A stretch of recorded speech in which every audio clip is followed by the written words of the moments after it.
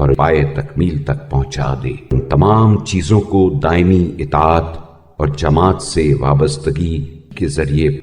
اور اہل بدعت اور ایجاد کردہ رائیوں پر عمل کرنے والوں سے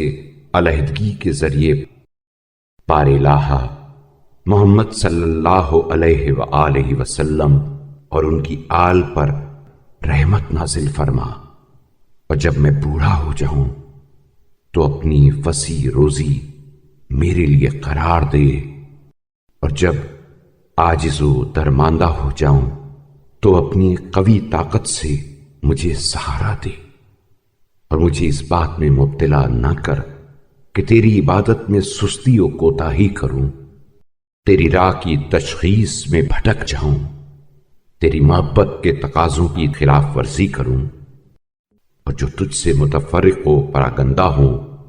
ان سے میل جول رکھوں، اور جو تیری جانب بڑھنے والے ہیں ان سے علیحدہ رہوں۔ خداوندہ مجھے ایسا قرار دے کہ ضرورت کے وقت تیرے ذریعے حملہ کروں، حاجت کے وقت تجھ سے سوال کروں، اور فقر و احتیاج کے موقع پر تیرے سامنے گڑ گڑاؤں، اور اس طرح مجھے نہ آزمانا کہ اضطرار میں تیرے غیر سے مدد مانگوں،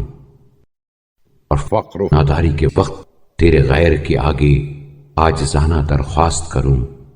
اور خوف کے موقع پر تیرے سوا کسی دوسرے کے سامنے گڑ گڑاؤں کہ تیری طرف سے محرومی،